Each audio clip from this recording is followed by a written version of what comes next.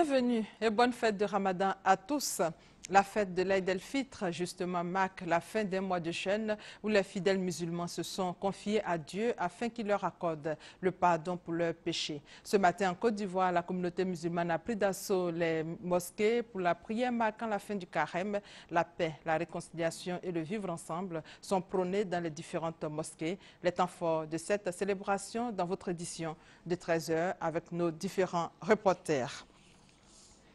Face au retour progressif des barrages illégaux et du phénomène du racket, le ministre chargé de la Défense, Paul Kofi Kofi, a effectué samedi une visite inopinée sur les axes Abidjan-Aboissou-Alépé et Abidjan-Adzopé. Objectif, se faire une idée de la situation réelle sur le terrain. Paul Kofi Kofi a saisi également l'occasion de cette tournée pour se prononcer sur le cas du lieutenant-colonel Isiaka Ouattara, commandant second de la garde républicaine. On fait le point avec Abou Sanogo. Les deux premières étapes, à savoir Abidjan-Aboissou et Aboissou-Alépé, ont été l'occasion pour le ministre chargé de la Défense, Paul Kofi Kofi, de constater la fluidité de la circulation et donc l'absence de barrages illégaux. Contrairement à ces deux étapes, la troisième, l'axe Abidjan-Azopé, plus précisément au poste d'observation d'Azaguié, un élément des forces républicaines de Côte d'Ivoire a été pris en flagrant délit de racket. De même, à Yakassemi, des ex-combattants tenaient un barrage illégal qui a été immédiatement levé sur instruction du ministre chargé de la Défense. Ces contrevenants subiront la rigueur de la loi, selon Paul Kofi Kofi. Nous avons mis aux arrêts le chef du poste, ainsi que celui qui a donc prélevé les 500 francs sur le conducteur qui passait lors de notre présence. Donc nous avons décidé d'être très fermes.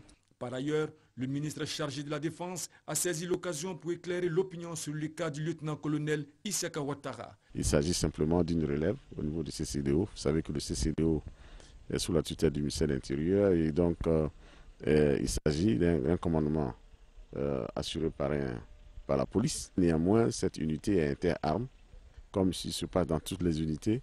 Et donc le temps du colonel Ouattara était donc arrivé. Il a donc été décidé de le faire remplacer par un autre officier, mais il ne s'agit ni de sanctions, ni de fautes commises par lui, ni d'une humiliation de la part de sa hiérarchie. Relativement aux barrages illégaux et aux rackets, le ministre chargé de la Défense, Paul Kofi Kofi, a indiqué que des visites inopinées comme celle-ci, assorties de sanctions disciplinaires sévères, s'effectuent présentement sur l'ensemble du territoire national. Et hors de nos frontières, les deux boîtes noires de l'avion d'Air Algérie ont été transférées dimanche à Bamako et sont en route pour la France, où se tiendra lundi matin à l'Élysée une réunion de suivi.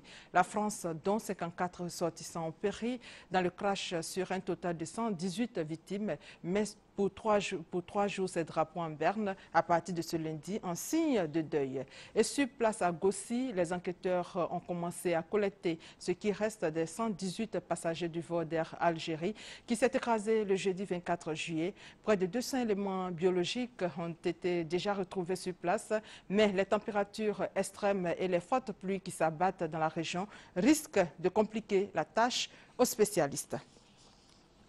La Sierra Leone a confirmé dimanche un premier cas de fièvre Ebola dans sa capitale Freetown, jusque-là épargné au surlendemain de l'annonce du premier cas au Nigeria.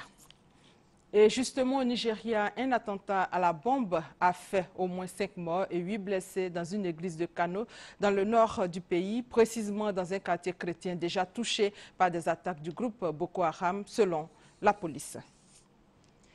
Et c'est la fin de ce flash. L'actualité revient à 13 h. Merci de votre fidélité.